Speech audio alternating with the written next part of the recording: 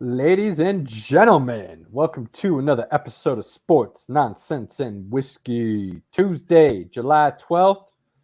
No intro music.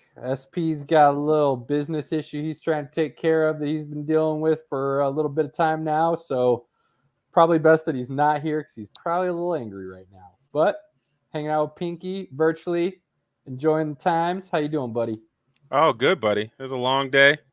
This is the best part of my day. So I hear that. I hear I, that. I poured a I, forefinger tonight after my day. I did. Me too. Although Nice. I realized all my whiskey is at the studio, so Oh, all I had was apple pie moonshine. I mean, that's not terrible. So yeah, That's not, you could have had worse options. I still have some bottles of rum. I've still got some tequila. Um, Still got some Fireball. So Yeah, I mean, you got something I better could than get like, by. what's the equivalent of McCormick's for whiskey? You could have had Oh, that. oh, God, I'm not even sure. Yeah, I don't know, some Erkin Jerk or something, some I don't know, E&G. man. You gotta be pretty desperate to drink like low rent whiskey. Yeah, Like, you got to be pretty desperate to drink that low rent vodka too, but people do it. I mean, if you mix it with the right stuff, you won't taste the vodka. But I mean, if you're uh, making some jungle juice, but other than that, I can't really imagine a reason. I haven't met most vodka I can throw in anything, and it's still all right. So I Yeah, have not met a I'm I not have that not met a way. bad vodka. Good for you. Good for you. I do want some jungle juice now, though. I'm not gonna lie. Haven't had some jungle juice in a while. That'd be tasty. I haven't had jungle juice since like my wife's birthday, like 2005. I might have to make a small batch for your draft. I think so. That's Get a some good idea. fruits, throw it in a cooler, pour some vodka in, maybe a little Hawaiian punch or something, just to take So I'm off the kind of nip a little bit and roll with it for the draft. kind of sad that Aaron didn't get in. I'm pretty sure Aaron saw Thor. I wasn't quite sure, but I knew you and I had to talk a little bit about Thor. I mean, So, how much can we say? It just came out. We well, don't want to be all spoilers on shit. nah, we won't go spoil. Now, I will say I was very disappointed in you that you did not take our advice Dude, it and go wasn't see your Top Gun. advice. You know how much I love Top Gun. Like that's my jam. It look, we the wife was nervous that if we didn't get tickets like on Tuesday, that things would sell out if we waited too long. And she really wanted to have the date night and not just go see whatever was available. And we had a window of time that we could really go see it because we're just not going to make it to an 11:30 showing these days and then be able to wake up and take care of the little guy at 6 a.m. So when she pulled up show times and I double checked her, Top Gun was not showing any availability of show times on Saturday. And our initial thought was, well, damn, it's probably going to be pulled from theaters then. I was like, that'd be odd, a little early for that, but literally no movie theater showed showtimes for Top Gun for Saturday when we were looking on Tuesday. And Well, she wanted to see Thor what and site were you using? all of them. I just did a Google search. She was on Fandango. We went straight to the theater's websites, all of them, and none I of them mean, showed Top Gun. So you can see Top Gun Saturday, 12:15, 3:30, 6:15, I'm 6:45, just and hey, 10 p.m. I'm at the just telling you what AMC. happened last week. For whatever reason, it was not pulling up. Um, Sad, so sad. Thor was coming out this past weekend, and she knew we would enjoy that, or at least want to see it. And she didn't want to wait another day in case it was selling out because she was already not seeing a lot of available seats. So I told her, she's the one that really loves the movies. I mean, I love movies, but I almost prefer watching at home than I do the theaters. Um, so we bought tickets for the IMAX. Um, I was bummed as soon as I walked in because I forgot they didn't have the reclining seats. Not in the IMAX. But the experience as a whole was good. The movie was, middle of the road. I won't say it's really good. I won't say it's really bad. It was just kind of like Bro. Right. Bro, I've seen so many people say that, so I can't say that you're out of the norm there. But I just go with it wasn't good, it wasn't bad, but are you not entertained? Okay. I was sometimes not entertained, Oh, honestly. I loved it. I had a There great were time. some parts of that movie that I But I don't thought take any were really lame. I don't take any of that seriously. Like I thought it was fun. There's a point towards the end, again, not spoiling it, that I was like, okay, that's a little cheesy. The fighting But at the end, the group fight, if you yeah, will. yeah. Stupid as hell. That I will give you. That was not. I would not have written that myself. The But middle section with a certain someone being the top dog for everybody else in attendance. That whole scene felt really stupid. I didn't mind that with Zeus. Yeah, I felt the way that the mighty Thor was introduced was really lame. I didn't mind it. I think you're going too far. It's just an entertaining movie. It doesn't push We'll talk more in detail here in a it couple doesn't weeks. push the Marvel storyline. It doesn't push the envelope any, but it's fun. There were parts, but as a whole, I could have waited for that to come out on Disney Plus. Honestly, that's how I feel about it. I mean, we did tell you to see Top Gun. Just saying. Look, you heard why I didn't. That was my wife knew it was my first choice. She was all down to go see it with me, and she was excited. And whether there was a glitch in the system or what, I don't know. But she came and told me she couldn't find the tickets; they weren't available for Saturday yet. And I double checked her, and they weren't there. So I had to run with it. Some theaters don't post till after Tuesday in some cases, but And again, she didn't AMC want to always wait has. until Wednesday because she already was watching Thor sell out in a lot of places. So, and us having that window of when we could go, I mean, we could have gone during the day and had more options, but she really, I like spending time with the little guy when I get a chance. I don't really get to see him that much all week. So during the day on Saturdays, we get to hang out and go to the park and all that fun stuff. So, it was limited. But she did say we should reach out to his caregiver, if you will, Chelsea, and see if she'd be willing to let us go on a date here in the next couple of weeks, maybe. And so maybe we'll still get a chance to see it. We'll see. I mean, it'll be out before too long. I just think it's one that you got to see in theaters. Top Gun I is a know, movie I know. You guys gotta told see me in that, and theaters. I heard you guys, and I was very excited to go see it, and it didn't work out. So just I'm bummed enough. All right, just stop. So that again, Pinky gives his 2 thumbs up. It's Thor is Pinky approved, but I could see that some folks would have some issues with it, and it's not a serious movie at all. It's a very much Taika Waititi. It's worse than Dark Side of the World or whatever that second I film like is called. Oh, you're talking about it is not. I've Yeah, it rewatched was worse than that. The Dark World. I've watched that again, and it still doesn't hold up. It's not I good. don't. I think This is better it's than that. Ragnarok, Thor 1, Dark World, and then this one. Ah, man, no way, no Yeah. way, Yeah, no way, not at all.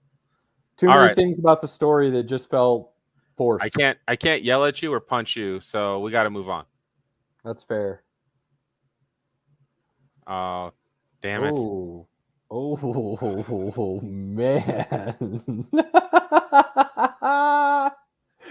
Yikes, buddy. I don't even know how Good to luck comment with to that that. when we're done recording. You enjoy that. Pinky's wife just called him out for not taking her to see Top Gun, and he's gonna have to deal with that later. I can't talk bad about you if you're watching. Come Yeah, on, that's unfortunate. man. Ever since we went live, when we were just on Spotify, she'd never listen in. Now that we're live, every so often she catches me. She just wants to see that pretty face. Yeah, I She haven't probably shaved in a mutes while. it half the time just to see the pretty face, but Need to shave. All right. So, what do we got in the world of sports before we get to our main topic of the night? NBA, MLB All-Star Weekend is this weekend. They're doing some weird things to try and drum up some attention with adding Pujols to the home run derby and Miguel Cabrera to the festivities. I can respect that Rob Manfred is trying to do. I know baseball people hate Rob Manfred as a commissioner. I don't think he's a great commissioner by any means, but I do appreciate the fact that he's trying to implement the robot umpire and he's trying to do something to make the All-Star game more worth of watching. So I appreciate the effort to try and bring new things in, but that's not the way to go. Of most All-Star games, baseball's All-Star game may be the most worth watching because most of those guys don't have a chance of getting hurt most of the time. I will say half right. The game itself is still hit or miss because they're bringing in pitchers left and right, batters left and right. So even if a guy gets hot, you may not see something. The game is so-so. But as a whole, the weekend with basically just the home run derby alone, that's the joint right there. The home run derby, I always pay attention to. That's just fun. But I mean, it's better than football, and honestly, it's better than basketball right now too. So it does have the top dog in that spot. But I mean, as a whole, All-Star games are just kind of worthless, to be honest with you. I think they should do a bunch of events like the home run derby. Maybe get some pitchers out there and see who could throw the most strikes in a row or the hardest pitch or, who can strike out the most batters. I don't know, something unique there. They could probably do something with, but that I would be more interested in watching, I think. But the home run derby is sweet. I got nothing to fault against the home run derby. I do like the home run derby. I can agree with that. That's fun. So that's coming up. NBA free agency is pretty much over. Big news is still if Kevin Durant gets moved, if Kyrie Irving gets moved. They threw all that money so quick, man. They always do. They always do. But I mean, when you have a league set up to where a lot of the dudes are friends, yeah, you can't communicate team to team directly, but buddies talk, they go talk to their GM, that GM then, reaches back out to the player, that player lets the other player know they're interested. Then the agent is made aware of the situation, and then as soon as that midnight clock hits or whatever it is, it's already good to go. Are you saying there's backdoor dealings? No, I'm not. No, I'm not saying that. I'm just saying friends talk. That's all, Pinky. Friends talk. Backdoor dealings. It's fine. It's not like the NFL where you have this stupid, you can't talk to anybody. Then you have a 3-day window where you can talk, but you can't make any deals. And then all of a sudden you can make deals. That's ridiculous. Which you can make a deal during that 3-day window. It's just not official. Right. It's stupid. What's the point of that? Signs. There's 0 point to that. In case a player has buyer's remorse, AKA Emmanuel Sanders. I think LaShawn McCoy did it once, I think. Those situations happen. Dumb. Absolutely dumb. So I mean, it's God. It's like that situation with the guy from the Braves where his agent just didn't tell him there was a deal that came out. So that's been now the new story. That agent vehemently denies all of that, and he's actually looking into litigation against Doug Gottlieb for making that public. But I haven't heard any litigation come down the pipeline, so I'm starting to believe it's pretty true, which by all accounts is pretty common in baseball. I mean, it makes sense for the agent. Hey, do I want to keep my player in Atlanta or do I want to move him to LA where he may have more opportunities? Yeah, that's a good way to lose clients, man. Which he did. He got fired. So I would not play that game. I would take the deal. Because I don't think Freddie Freeman likes being in LA at all. He's from there too, so I think that's why he was even thinking about it. But the rumor is that LA offered him more, And turns out Braves were willing to match the offer, basically, and that's what did it in. And he didn't find that out apparently until he went back to Atlanta and started talking to people. So yeah, that's a messed up situation.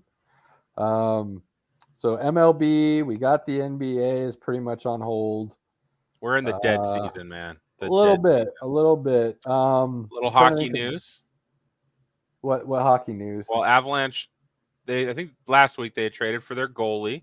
Yep. That they're going to play now. With the money, money they saved, 3-year deal. Gave him a deal. With the money they saved, they signed Valtteri Nichushkin. Probably not saying that right. 8-year deal, if I remember correctly. 8-year deal for like 6+ a year. Yeah, so he's good. Evgeny Malkin did decide that he's going to test the free agent waters, and there have been rumors, nothing confirmed, but there have been rumors that he might be willing to take a little bit less than what he's valued at to play with the Avs if they wanted him, which would be crazy if he came onto the Avs. That'd be, oh my Lord, I can't even imagine how that would go down. So there's a little bit of hockey news out there. Wimbledon just went down. Yeah. That was a hell of a tournament. Nadal had to pull out of the semifinals due to an abductor injury, abs of some sort injury, after winning his quarterfinal match in dramatic fashion. Hell of a match that he had. I'm drawing a blank on the American's name right now. But that was a hell of a match. And then he would have played Kyrgios in the semis. Didn't happen. Kyrgios got a free pass into his first finals for a major in his career. Now, Kyrgios is very controversial. I'm not sure if you're familiar with him or not. Anybody else out there? Super controversial. Sounds Greek. He is Australian. He is known for his attitude or antics in a bad way, unfortunately. Not so much his talent, which is unfortunate because I think the dude is very talented. But I think his attitude and his antics being more negative than positive ever cast a bad light on himself, and he doesn't get the credit he deserves as a talent. I also think they're detrimental to him being able to truly see his potential, to be honest with you. He gets in his head too much, and then things roll downhill real quickly. He played all right, didn't play terribly, but didn't play great. Djokovic ran through him and won his 21st. I believe it's his 21st Grand Slam. Yeah. So he is one behind Nadal now. I think Nadal's got 22 or 23. Can't remember which right now. We can Google this. Pull it up. See what you can find. Nadal's up there. He's the top dog right now. And unfortunately, because Djokovic, also known as the Joker at times. This is when we miss Aaron. Being able to run that in the background for us. Djokovic, because of his vaccine status or lack thereof, if you will, he will not be playing in the U.S. Open end of the summer.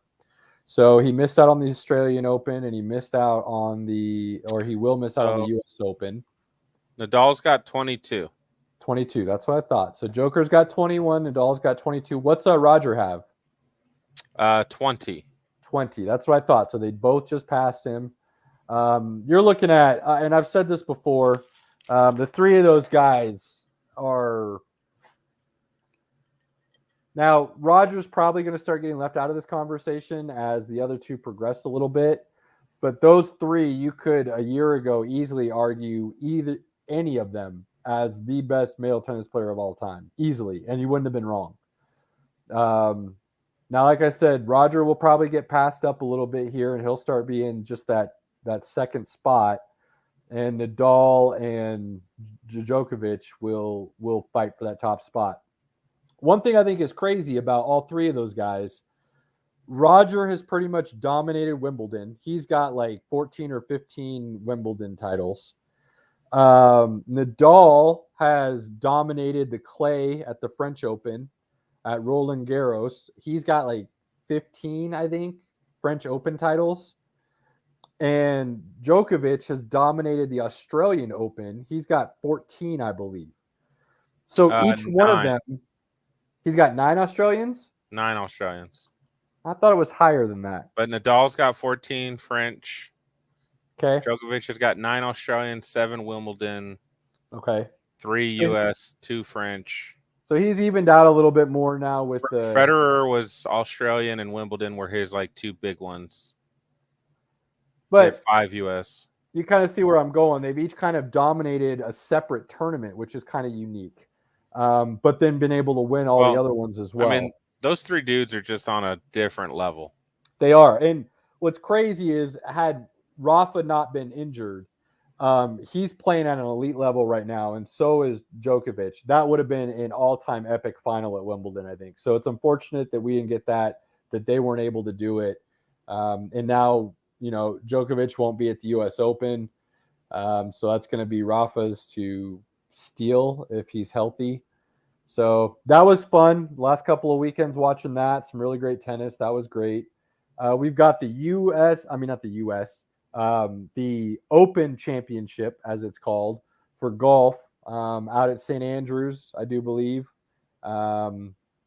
Big deal. It's like the 100th, 150th. It's something crazy. I can't believe I'm drawing a blank on that right now. But big tournament coming up with the Open.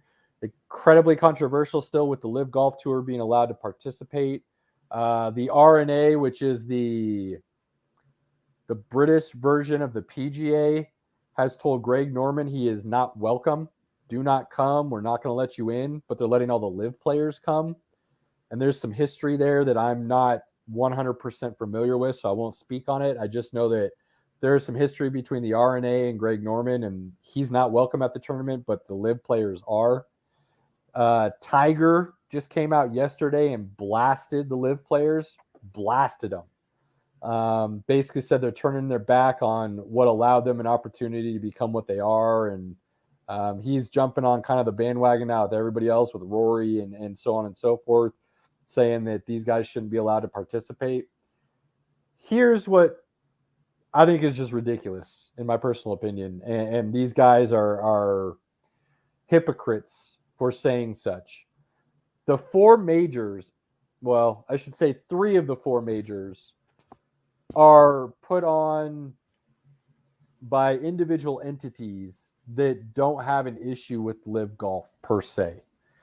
The PGA Tour is the only one competing with them, and the major that they probably won't be allowed to participate in, the PGA Championship, going forward, we'll see how that unfolds. But other than that, I mean, the majors should be open invitation, man. You should want the best of the best at those 4 tournaments, regardless of their affiliation with any other golfing entity or tour. Now, if you don't want to let them play on your John Deere Classic on, middle of April when nothing else is going on, fine, don't let them. They have a tour card with another tour. You have your tours, they have their tours, their tournaments are separate from yours. It's fine. But the 4 majors should be, plain and simple, in my opinion, the best of the best show up and you see who can get it done. Yeah, but PGA is going to be a little petty. They, at this point they're letting the little brother kind of make them act real petty. Because yeah, well, did you hear what's happening with the DOJ? No. DOJ is now opening an investigation into the PGA Tour for antitrust and monopoly infractions. So they're kind of digging their own hole the more they hold on to this stance. Which, again, I don't think it should matter. Golf is one of the one sports, like a golfer golfing for the Live doesn't affect their health for a PGA Tour. Like, there's no, like, I agree. You should be able to play on whatever tour and tournament you want to enter, as long as Joe I think it should just go by world golf rankings. If you're in the top, however many entries that tournament allows, go play it. I don't see why that's such a big deal. So, but and they're not paying they're not paying these guys these gigantic contracts to go play.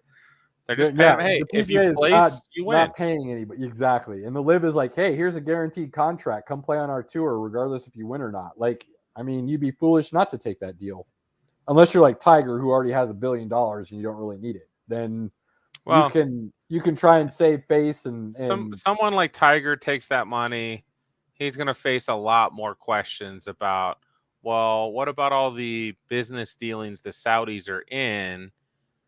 I'm so sick of that argument. Kind of in the background, but it would be brought to the forefront if a guy like Tiger joined up. Oh yeah, it would be an issue for him, and especially with him still trying to sort of rebrand and build his image back up after all the shitstorm that he kicked up, roughly 10 years ago. He's still trying to dig himself out of some holes. I don't even see how that's a problem.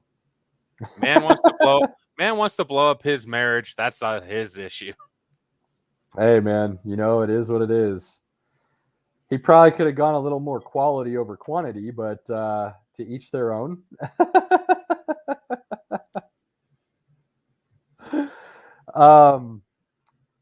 So yeah, you got the Open tournament that starts Thursday. I believe Tiger tees off at like 9 a.m.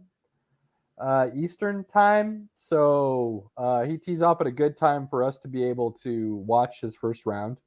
I will not be watching. I definitely will be. Links golf is real fun to watch too, with the weather, and I mean, you can hit a 250-yard drive and it'll roll another 150 yards, and they got greens the size of Connecticut, so it's fun. It's fun for sure. Trying to think if there's anything else going on in the world of sports right now. See, me. To me, it's not really the dead zone. There's other things that are going to keep my interest. It's pretty dead, forward. my man. It's pretty dead. But for you, it would be considered dead for sure. It's dead. I'm going back and watching like highlights. I'm throwing on any fantasy football stuff that's out there right now, sleepers, and there is some fantasy football news that I think is kind of big. You disagree, but you have this hate for ESPN that I just may never understand. I just got bored with them. And I think I got bored with them when they start, again, cost savings, I get it. But when they started kicking out some of the guys I actually enjoyed listening to based on their salaries, which again, I get it. But all the younger guys, I just don't like. I can agree with you there. ESPN thought that they could be as popular because of the product, not the people that made the product. And I think they made a mistake there.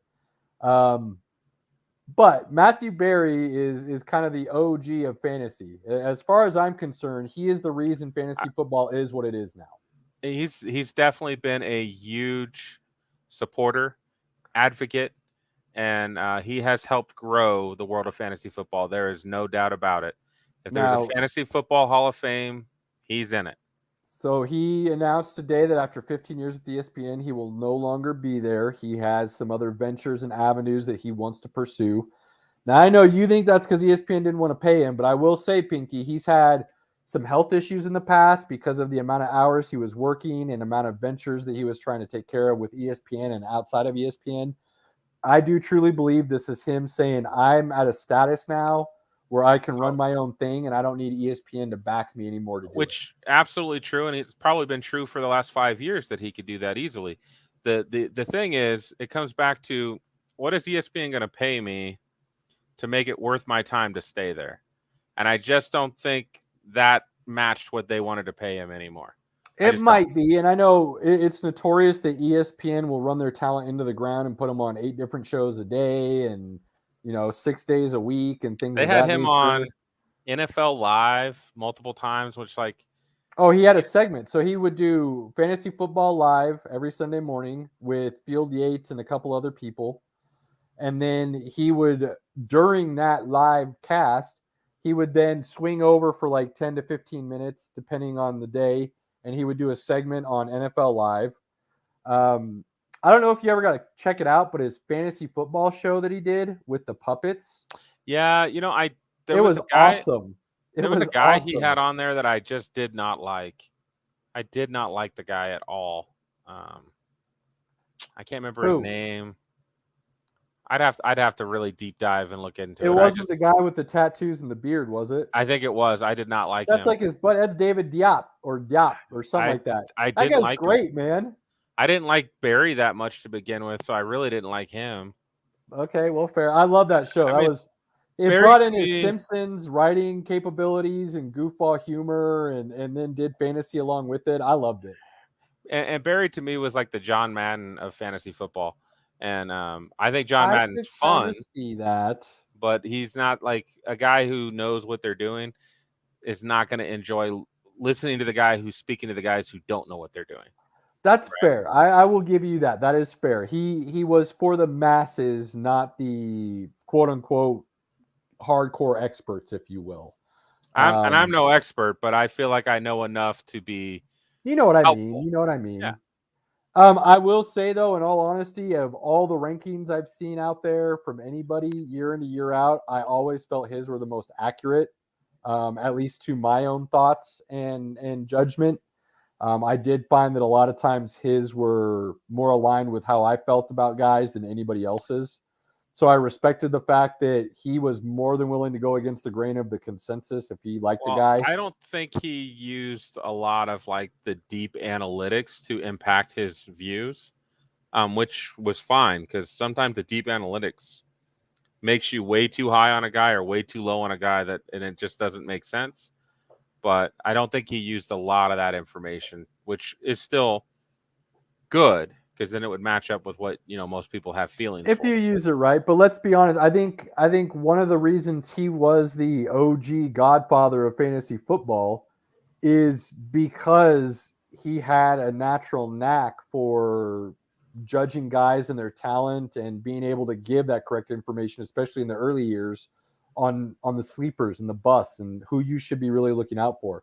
I will say one of my favorite reads, and I look forward to it every year, and I'm bummed that it's not going to be here this year. I hope he whatever venture He's still going to do it. out. But his weekly article that he put out every week, his love-hate list. I love that read. And in that, he gave a lot of deep analytics. But it's cool because he always said numbers can make you say, or you can make numbers say whatever you want. So if you really like a guy, you can find the numbers to back it up and say, this is why I like him. Here's the numbers. If you really don't like a guy, you could also say, here's the numbers. I don't think it's going to succeed. And he was very upfront with that, very upfront, and said, don't ever trust anybody, any fantasy guru or whatever. Don't trust their numbers. Don't trust their analytics because they're only going to show you what they want to show you to make their opinion work. So I loved his transparency, but I also loved his writing, just his style. And again, he comes from a writing background with The Simpsons and SNL and things of that nature. So I loved reading that article. I have no doubt you'll still get the love-hate list. Just you're going to have to pay a subscription for it. I hope you're wrong. I hope you're wrong. You know for a fact, unless he joins up with like Fox Sports or no, because remember that site I gave you that is our new go-to for top tier information quickly, like the number one, like it gets to us faster than anything else. Do you remember the site I gave you, the app? Are you talking about Yard Barker? Nope. No, that's the one that's pretty quick actually, but Fantasy Life. You didn't share that with me, my man. Oh, I definitely shared it with you. I shared it with the group during a podcast, actually. So if you didn't jump on it, that is on you. But Fantasy Life is money, and he was one of the co-founders of that. So I still whatever he puts out, there's going to be a fee for it.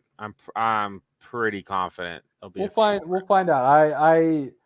I will not pay to read that article, to be plain and simple with you, because I'm just that's not who I am. It's like the writing on The Athletic, I enjoy, but they want that's a good comparison. I'm not paying for that, but the articles are good when I get a chance to read them.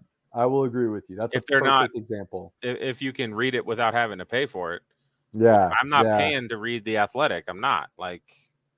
That's dumb. That's a good comparison, Pinky. Good comparison. So I'm hoping. Chinky, my guy. Chinky. It's getting kind of low, man. So that segues into some football. We may have a little bit quicker show tonight because, again, like Pinky said, it's kind of the dead season. There's not a lot to do, but we do want to start going through divisions and start kind of breaking those down a little bit. Obviously, there's 4 in each side. So, Pinky, where are we going to start? Where are we going to kick off? And when you tell us where we're going to kick off, tell us why you chose to kick off here, because I am interested to know that. I mean, it really is just kind of like you pick one and you start there. But I decided we know where we're ending, people, okay? And if you don't know, you haven't watched the show, so get with it. The AFC South is what I believe is the worst division in football at the moment. Okay, so we're going to go worst to first minus, well, actually, we will go worst to first this year based on where we want to end. That is considered the best division this year. I went ahead and I put a list together. I went ahead and started where I could talk about each team based on where I think they will rank this season in their division. Didn't put together a record. That was gonna take a little bit more time today than I had.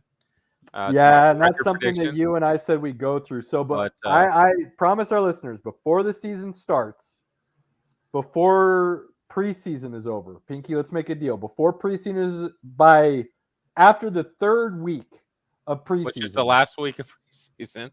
There's 4 though. There's 3. They when they added the 17th game, they reduced it. That's right. Okay. After week 2 of preseason, I totally forgot there's 17 after week games. 3, because there's like a 2-week gap before the season starts. Okay, I'm down. After the 3rd preseason game, week of games, that following Tuesday, so like 3 days after. Well, preseason's weird. They have games on like Wednesdays sometimes. So that last preseason game is typically on Friday or Saturday for all teams. Okay. That last one. We'll figure it out, but before the regular season starts, after the 3rd preseason game, Pinky and I have already talked. We will release a team-by-team record of how we think everybody's going to finish before we go into the season. For our special YouTube listeners, and we know there's not many, we'll release them in just 5-minute clips of us going through who's winning. Might take longer than 5 minutes, but there'll be individual, division by division, team by team record predictions. Like our buddy, we will roll through that. It's something that we've talked about. We have planned on doing. So I'm glad you didn't do it now, because then I would have felt like you were leaving me in the dust. But we have talked about it. We are going to do it. But as we started talking about it, we kind of started shouting out some numbers like, hey, this team's going to be this and that team's going to be that.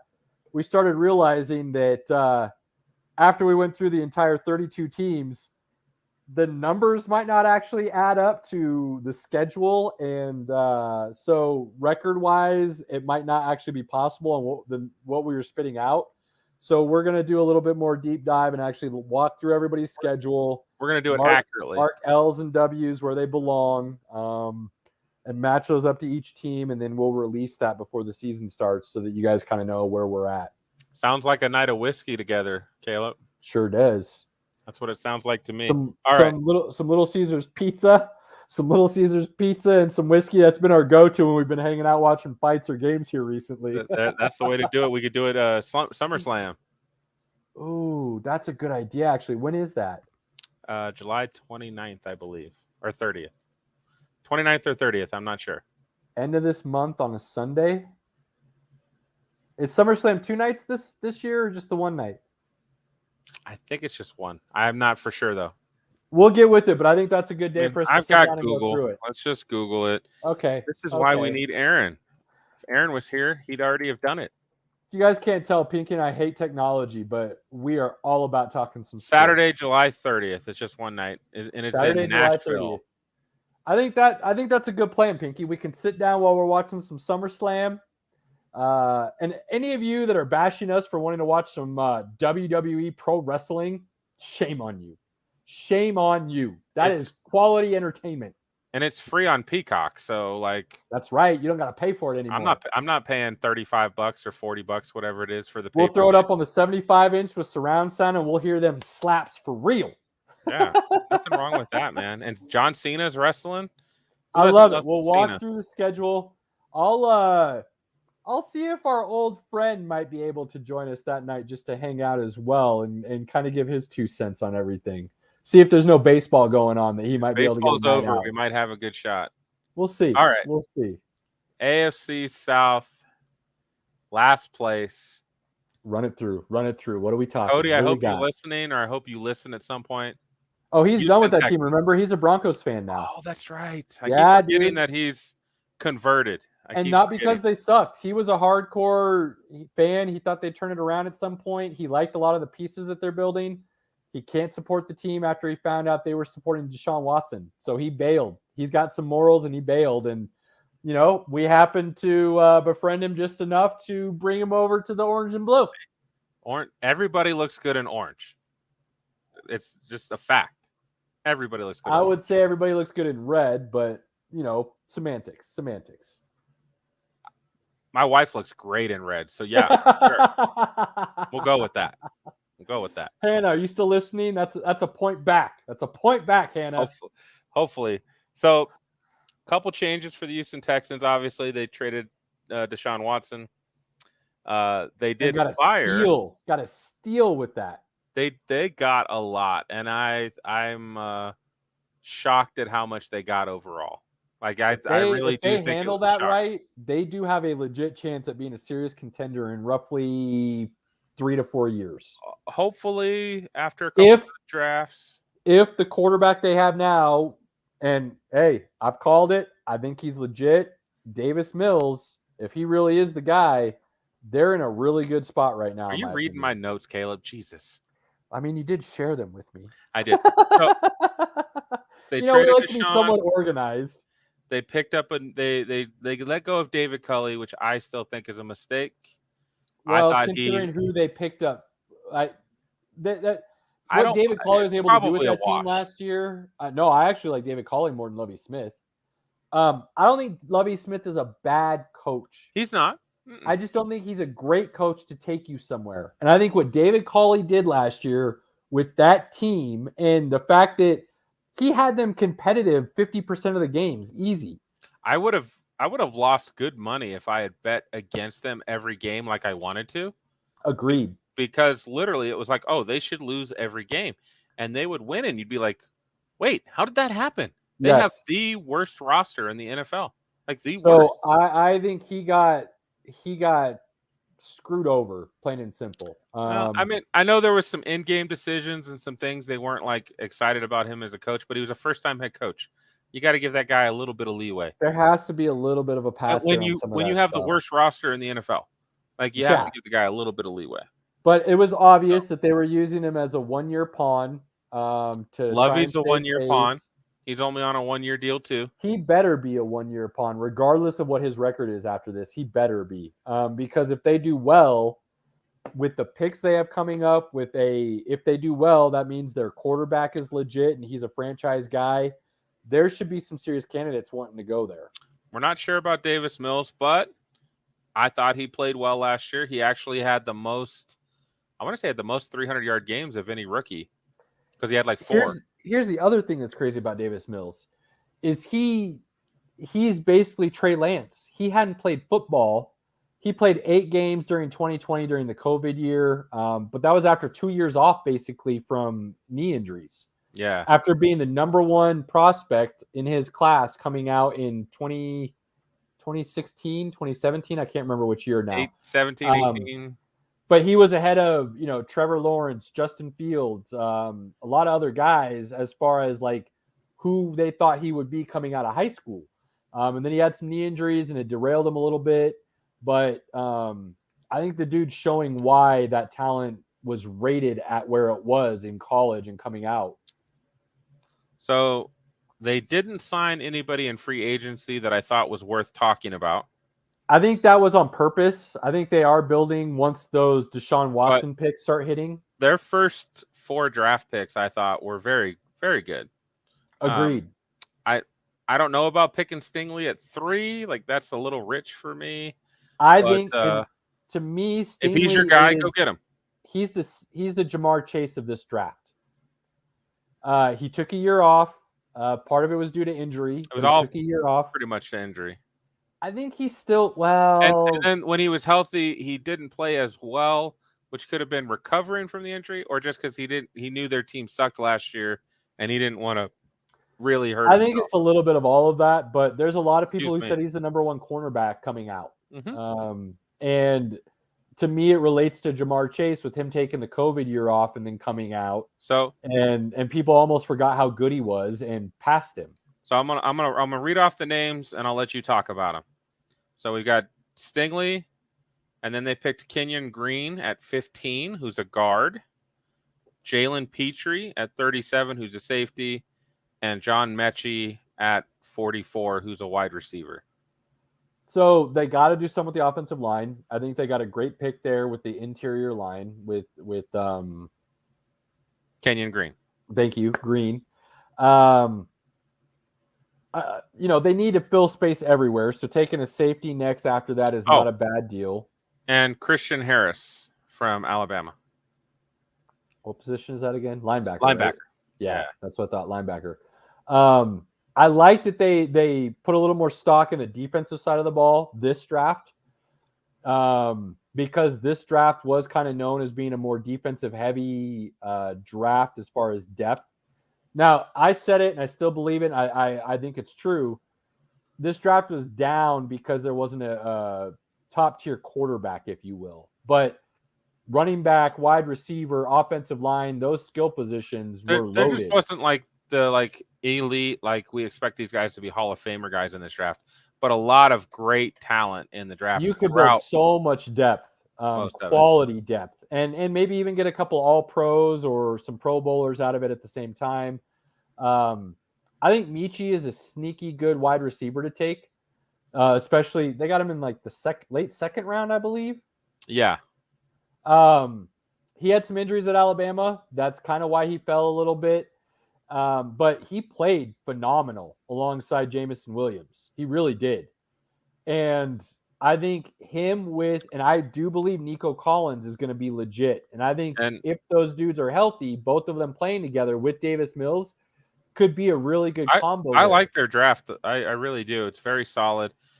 I still got them in last place. Yes. Yes. Here's the fun part. And as you guys will know, over the next couple months, we will be changing up to a little bit more of a fantasy and a betting podcast, because those are the things we really love. I've got the over-under is 4.5 wins for next season. The under is -120. The over is +100. I'd take that over. I would. Over 4.5? No, I'd have to look at their schedule before I made that bet. I think that one's tough. I think it's right on that line, because I could see them winning 4 games. I could see them winning 4 games. I could see them winning 6 games. 5-12, I could easily see. Because again, I have no idea at the beginning of the season. I did bet on them to lose against the Colts. Somehow they beat the Colts to begin the season. No idea how. Look, not at all. We'll get there because we're in that division, but I think Frank Reich is overrated. I mean, the whole organization blaming that loss last year against the Jags to get into the playoffs in week 18, sorry, on Carson Wentz is an absolute joke. He didn't do a lot to help it, but again, the game plan was probably not very good. It looked atrocious. Yeah, we'll get there. We'll get there. But yeah, I like, and I hate saying this because I can't stand Houston as an organization. Same reason Cody left them. The ownership is trash. I don't like their coaching decision. I think their GM coming over from the Patriots, Nick Caserio, sorry. I think he might be a smart dude. I think he's getting railroaded right now. I don't think he gets to make a lot of the decisions personally. But they got to steal for Deshaun, and they got a bright future if they do things right. So I like Davis Mills a lot. So I want to see him succeed. I don't want to see that franchise ruin another quarterback. Because let's be honest, they ruined Carr. They ruined Deshaun Watson by basically allowing and assisting in whatever had happened. They're kind of known for it. I think they ruined Matt Schaub by not putting an offensive line in front of him. So it'll be interesting to see where they go from here. I mean, they were 13-3 one year, and he made the Pro Bowl under Kubiak, so they were still pretty good during that time. I think they've had some talent. I mean, look, I think Bill O'Brien actually is a really good coach. They made the mistake in letting him be a GM, and he is a all-time terrible GM. A coach that's coaching for his job should never be a GM, because they're gonna make decisions on the short term, and a GM has to make it for the long term. Yeah, but I think he's a great coach. I think he got a raw deal, but we'll see what Houston does here in the next couple of years. All right, Because enough got of the that ability. turd of a team. The next turd on our list, no, the Jacksonville Jaguars. So, Jacksonville. to wash away the stink of Urban Meyer. I don't know if they'll be able to do that in just 1 year. They're going to have to really play well this year to get rid of that. I feel like there's still a lot of hope and optimism. And because people are just like, if the Jaguars win 3 games, I think they'll still be happy, because they'll be like, Urban Meyer wasn't here. I think their skill positions are crazy. Now, Trevor Lawrence will be legit, I think, with a smart offensive coordinator in Peterson. Play caller, I should say. Travis Etienne, we know how I feel about Travis Etienne. Please let my curse be over. So we know he's dead. He's dead. I think the dude's going to blow up this year. I think Kirk is underrated. I don't know if he's a true one. All right. So they spent a lot of money, and the 3 guys that they spent are all on offense, the majority. Christian Kirk, Evan Ingram, and Brandon Scherf. And help the O-line a little bit. They overpaid for all 3.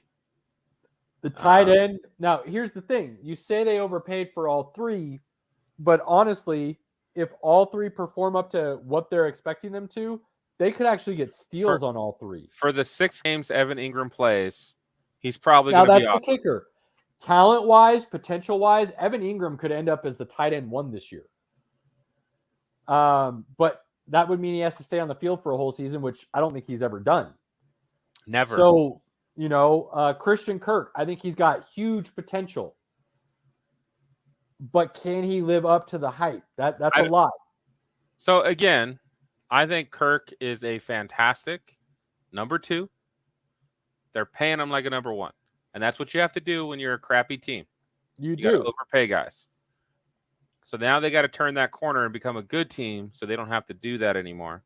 I could honestly see Kirk being the next Stephon Diggs. A lot of people thought the Bills made a mistake paying him when they did to be their new number 1 coming out of Minnesota behind Thielen. I think Kirk could be the same thing. I really do. But I'm not sold on it by any means. I just see that that potential is there. We'll see on that one. I'm not so sure on that. I did like their draft. Defensive heavy, and it was a good draft. Well, they took Trayvon Walker, number 1. Now, that's all potential. That's not necessarily here and now, but it is. But, God, if that potential plays out, you're talking a Von Miller, Micah Parsons hybrid. They took the best player at linebacker in Devin Lloyd at number 20, who's also a great leader as well. Agreed. They're bringing in some character, which is nice. Some character guys. Center, Luke Fortner at 65. And he was considered the top center? There were 3 guys that were in that conversation, and he's one of them. Him, Jurgensen, and I'm drawing a blank on the other one. And then the guy from Iowa, Lindenbaum. Thank you. And he went to Dallas, right? Lindenbaum went to Dallas? Yes. No. Baltimore, I think. I'll have to Google it again. Dang it. I'm a little hazy on that. The 4 fingers kicking in, fellas. I apologize. It is. I'm kind of all over the place. The guy that I really, really liked that they drafted was Chad Muma from Wyoming, linebacker. They got a bit of a steal there, I think. For whatever reason, people are down on Wyoming. But as far as I'm concerned, after Mr. Allen has blown up, you should be looking a little closer at that talent there. Their linebacker the year before, Logan Wilson, as a rookie, had like 4 or 5 interceptions for the AFC champion Bengals. Yep. So I think they have some decent linebackers. Lindenbaum, right? Ravens. Ravens. Okay. Who did Dallas take? Why am I thinking Dallas snagged him? No, I think Dallas took that tackle that I everybody was do like, remember that oh. he went to the Ravens now, though, because I went, oh, Dobbins, my boy Dobbins is going to have a line to run behind. Yeah, Lindenbaum should be pretty good. They took. Oh wait, that list is horribly wrong. That must be who the guy wanted them to pick because they did not pick that. They did not pick Kenyon Green. He went to the Houston. Texans. They picked Tyler Smith. Cowboys did not pick a center. They picked Jalen Smith. Maybe that's who I was thinking of, offensive lineman. Okay, move on. Sorry, move on. Forget I said anything. You got me distracted. Okay. So obviously I predict them to be in third place. I think they will be competitive. I think they will be better than last year. The over-under is 6.5. Okay, now here's a bold prediction, and I'll say this now before we even start going through schedules. Every year, it is notorious. Every year, what is it? 4 teams that didn't make the playoffs the year before make the playoffs in the NFL in each division? 6. I mean, it's an absurd number, right? Jags could be one of those teams. Jags will not be one of those teams. Hey, I said it was a bold prediction. I will literally, I will put money on that they will not make the playoffs because that will not happen. The year they made the AFC Championship game and should have beat the Patriots if it weren't some poor reffing decisions. They had a pretty all-time defense that year. I'm not saying they didn't, but nobody had them going to the AFC Championship game. You know what I mean? They had Mark Brunell, or not Mark Brunell, sorry. They had Blake Bortles. Yeah. They had Nathaniel Hackett as the offensive coordinator of that team, who happens to be the Broncos head coach now. Yes, he is. So again, yeah, nobody saw that happening, but they did have they had an all-time defense that they had behind them. I'm not saying they didn't. I'm just saying the NFL is notorious for this. They're also notorious for the worst to first in your division. I think you're 1 year too early. 1 year too early. I'm not saying I'm not. I'm just saying every year there's that team that kind of comes out of nowhere, and I could see the Jag. I'm not saying they will be. That's not what I'm not saying put your money on it. Everything in the AFC, I will say absolutely there's no chance the Jaguars make the playoffs. Because there's 3 teams in the AFC North that can go in. You've got 3 solid teams in the East that could go in. Yep. You've got 4 teams in the West that could go in. Yep. And you got 2 in the South. I agree. The Jags aren't one of them. All the things you're saying, and I can still see a path for them to make the playoffs. It's not happening. All right, moving on to one of those teams that could make the playoffs, the Tennessee Titans. I think people are down on the Titans, and there's no good reason for it. So, played well last year. They were the number 1 seed. They did have their defense got much better throughout the season, which comes back to coaching. I think Mike Vrabel's a good coach. He's verging on great right now. Honestly, he's starting to get into that. Now it's not the same tenure yet, but he's starting to verge on that Mike Tomlin type of. Got to get some playoff wins though. They traded AJ Brown, which is completely all money. Like he wanted money that they weren't going to pay him. They got a good deal for him. So they got a good deal for him. They did get Robert Woods. They got Austin Hooper.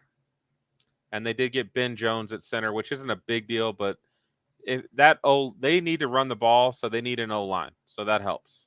Derrick Henry will be healthy next year by all accounts.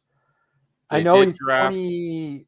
Derrick Henry's 27, I believe. Yeah, he's getting there. But again, and we've talked about this a lot, the first 3 years in the league, he had no wear on him. No tread came off those tires. Well, that's because they still had DeMarco Murray. He's a mutant though. So he's like an Adrian Peterson when it comes to his body and health.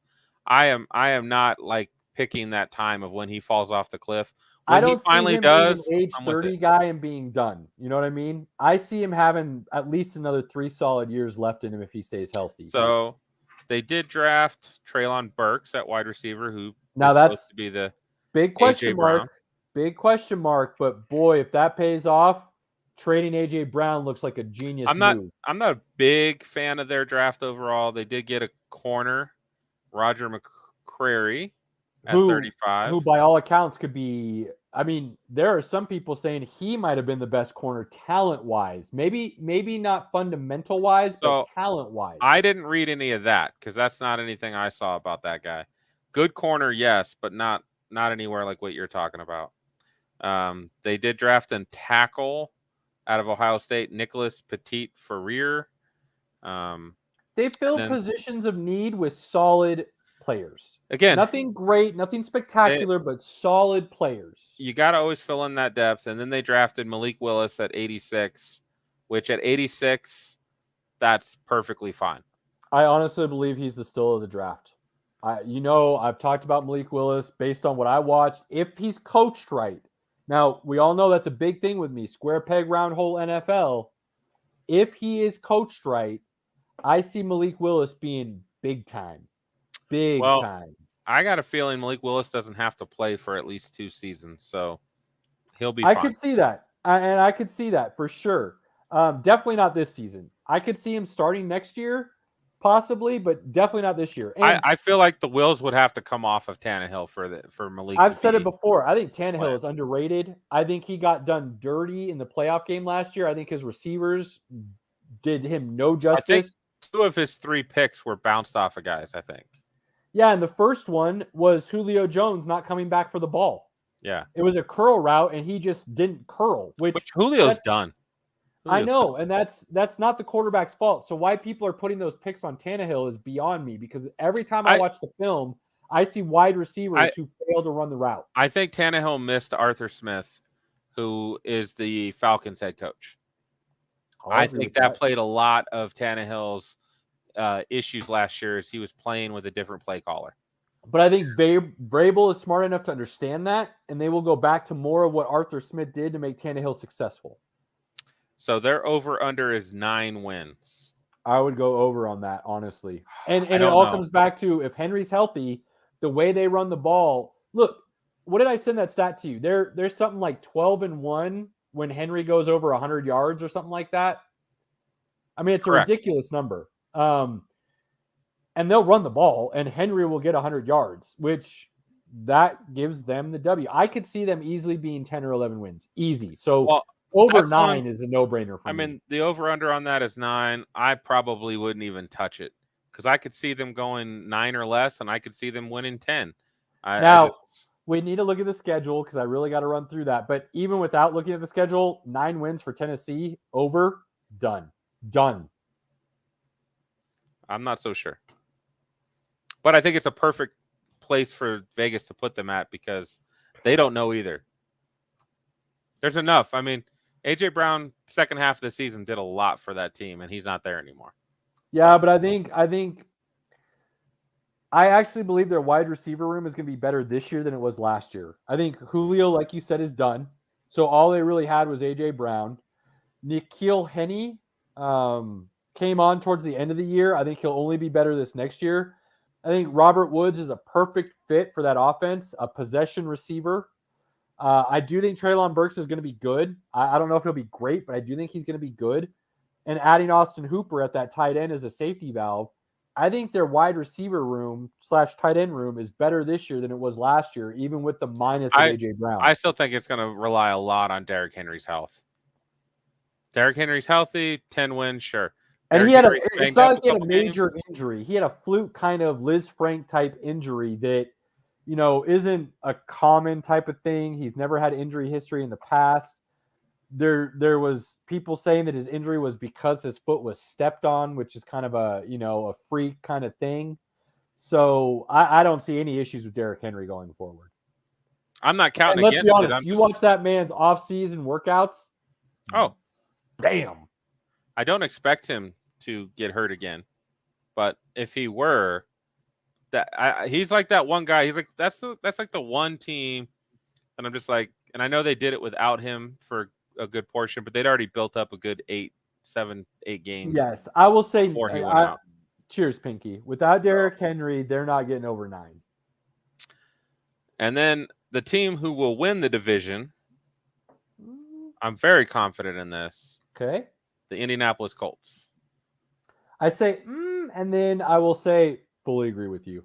There's They've just, got a top 5 defense in the league. Matt Ryan now should have those weapons to push down the field. Matt Ryan will have more time to throw the football than he has ever seen in his life. I mean, it's a top 5 offensive line, right? Yeah, absolutely. But I will say their offensive skill positions got to stay healthy. And I'm specifically talking about a guy I really like, who I think is explosive. I wouldn't even talk about this guy.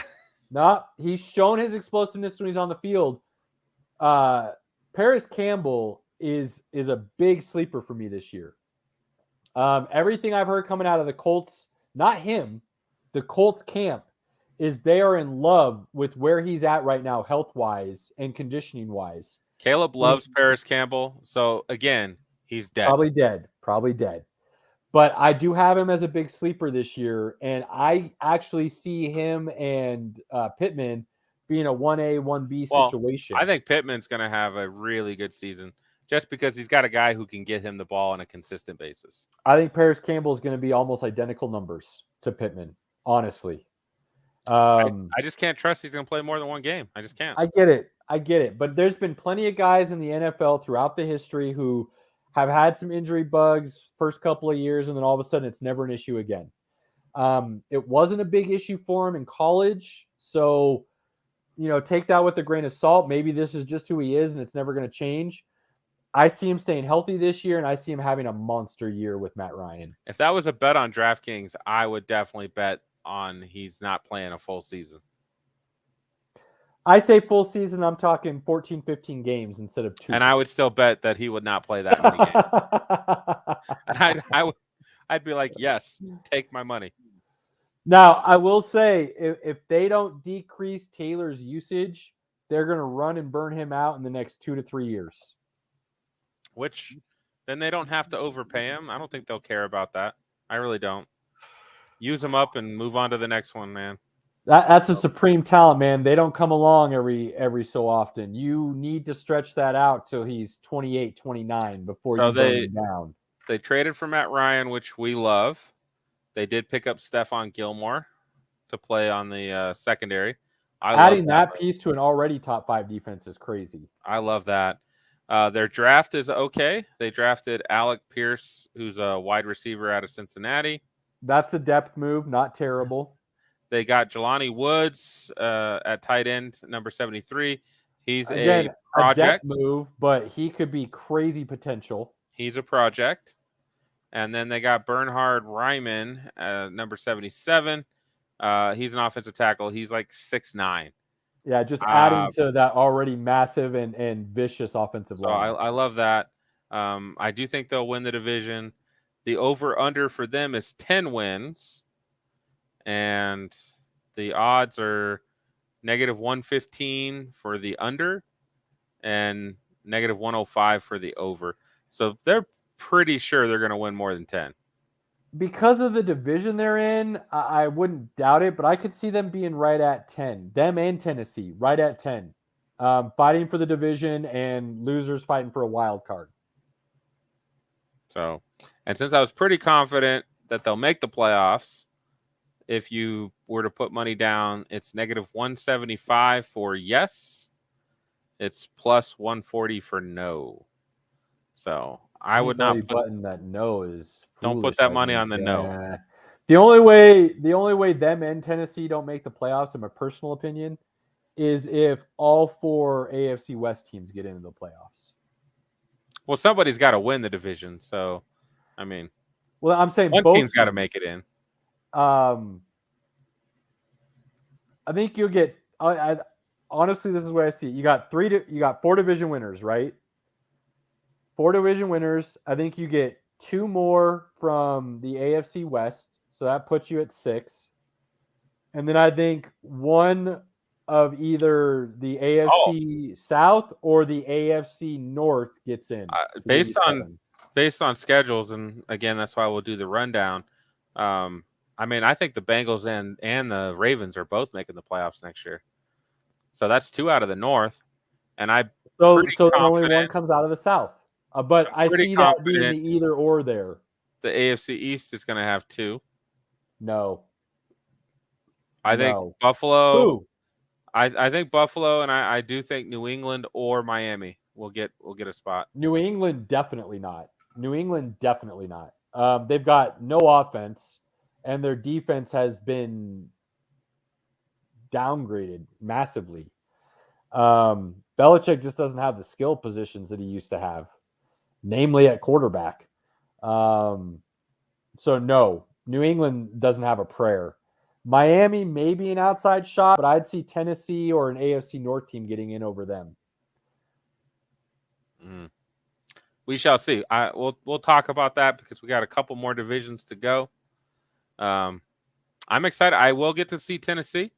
We're heading out to that game when the Broncos play Tennessee. Go hang out with Sonny in Nashville. Hang out with Sonny. We'll party. Andy's coming out. My wife. My personal trainer is going to come out with one of his buddies. Got a whole group. I got 10 tickets. It was awesome. Nice. About 6 years from now, I will be part of some of these ventures. It might be more like 10. No, we've already had some discussions. At that age, she's comfortable with me going for a quick weekend trip. So, not all the time. I'm not going to burn all those points right away, but I will be able to jump on some of these here in about 6 years. Yeah, we're almost the same age, but we're in different points in life. Man, I'll tell you, I went from not having to worry about it and doing whatever I wanted to very quickly not going anywhere or doing anything. So it's been a little bit of a learning curve for Caleb. Yeah, that's a tough learning curve. I learned it the hard way too. So next week, where are we gonna venture out to, Pinky? So I like to do AFC and NFC. I like to, of course. We talked about the AFC. Let's talk about the NFC. So we're gonna move over to the NFC South. We'll just keep it easy. Wink, wink. That also allows him to then talk about our favorite division last by back and forth. Yeah. Yeah. So we'll talk about the NFC East. NFC South. Well, NFC South next week. I will be virtual next week. Okay. Because I will be in Scottsdale.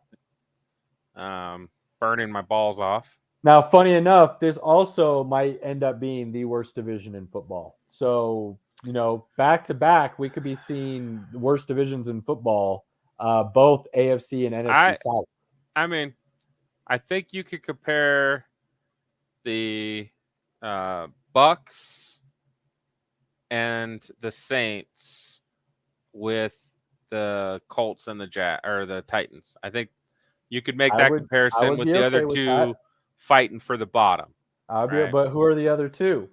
The other two are the Panthers and the Falcons. Yes, which the Falcons are the worst. I'll tell you that now. Could very easily be considered the Texans and the Jags. You know what I mean? Oh, so yeah.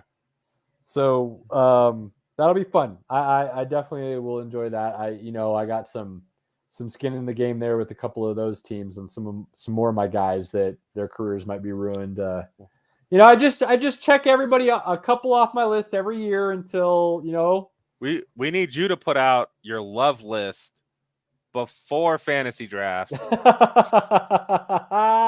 people know who not to draft. I should do that. I should give my sleepers and busts. And if Caleb loves these guys, out. Yeah, because we say that, but I've got a fair share of my own championship wins and finals appearances in fantasy, even with me ruining people's careers. You do, sure, because you still take the good guys too. Which doesn't make sense, but I still managed to do it. So that would be interesting. We might have to sit down and do that on the 30th as well while we watch a little wrestling and go through some schedules. So I think we can make that happen. I love it. On that note, final thoughts, anything, sports, whiskey, football? We're a month away. I'm so ready. We're less than a month away for preseason. What are we, 2.5 weeks from preseason starting? Yeah. I think the Hall of Fame game's like first week of August. Yep. Thinking about doing a Broncos training camp. They haven't had them you haven't had fan access for the last 2 years. Are they doing the free fan practice this year? Well, all of them are free. That back? Well, you know They're what all I mean. free, The one at the but I stadium. don't think they're doing the one at the stadium, and I think that's probably because they're still working on that. The fire. the Yeah, they're fire. not letting anybody in there right now. That's true. I forgot about that. Well, I mean, they're going to have to. I'm going to go see The Weeknd next month at Mile High. Ooh. So, going to see what they figured out. I don't know. Give me some video when he gets trapped in a maze again, just to prove he's lost. I've been in that maze actually. they had that maze at the that was at the Hall of Fame.